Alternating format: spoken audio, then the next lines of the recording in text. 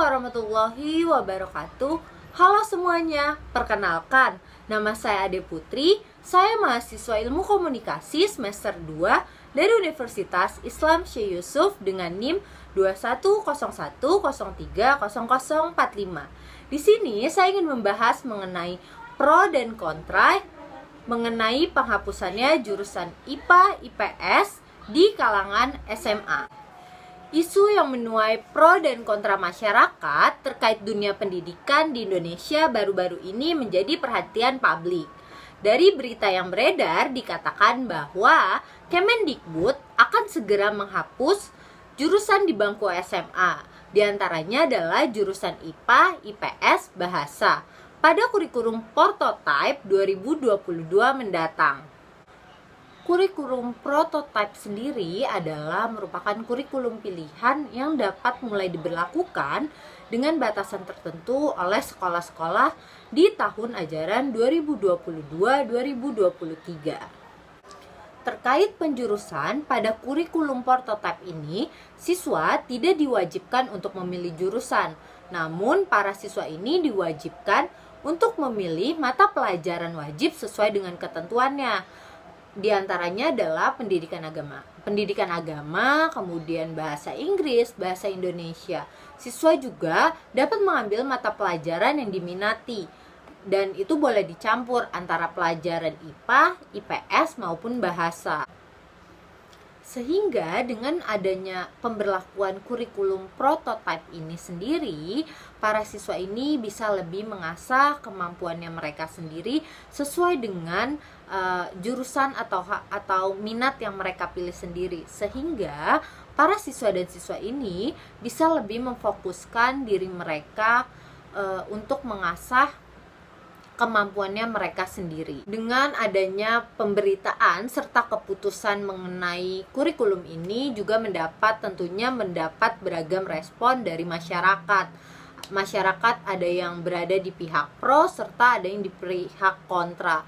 Pro-nya adalah di mana beberapa dari masyarakat tersebut menyetujui bahwa dengan adanya kurikulum ini mereka berpikir bahwa pendidikan di Indonesia akan jauh lebih efisien. Namun ada juga yang kontra terkait berita serta keputusan ini. Mereka mengatakan bahwa akan terjadi ketimpangan pada beberapa mata pelajaran tertentu.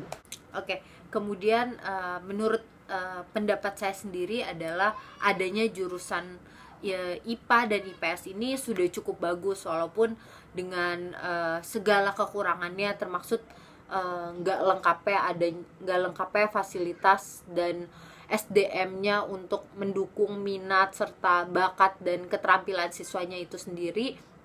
Kita juga harus ingat kecerdasan itu nggak cuman terbatas sama kapasitas intelektual akademisnya itu semata aja. Kita juga nggak bisa pungkiri kalau agar semuanya itu dapat dibina dan bisa dimaksimalin lewat sekolah dengan kondisi kurikulum yang ada, kondisi sistem yang ada juga, anggaran juga dan lainnya. Maka kemungkinan hal ini masih belum terwujud gitu. Kemudian siswanya juga, orang tuanya juga untuk harus bisa mengakomodasi minat itu. Maka pilihan awal adalah IPA. Mengakomodasi pilihan itu, kalau pilihan awalnya si anak itu adalah IPA, berarti anak itu tuh punya minat dan kemampuannya terhadap akademis, ketertarikannya akademis seperti matematika, biologi, fisika, atau kimia. Atau mungkin ada anak-anak yang memilih IPS. Jadi kalau anak-anak itu memilih IPS, sifatnya tuh lebih kritis, yaitu dia lebih suka terhadap masalah-masalah sosial, suka teori-teori ekonomi, suka sosiologi, suka sejarah, dan atau hobi mainan angka yang berhubungan dalam akuntansi.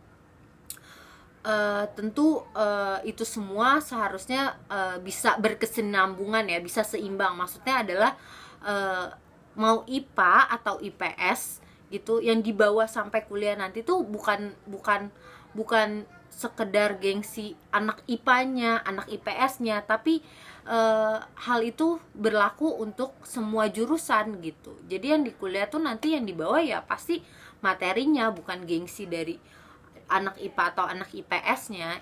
Baik, saya sangat berharap apapun nanti keputusannya mengenai dihapus atau tidaknya mengenai jurusan IPA dan IPS ini di kalangan SMA, saya cuma berharap ini bisa terlaksana dengan baik dan Kemendikbud bisa mengangkat kualitas SDM secara merata untuk masa depan anak-anak Indonesia yang lebih cerah.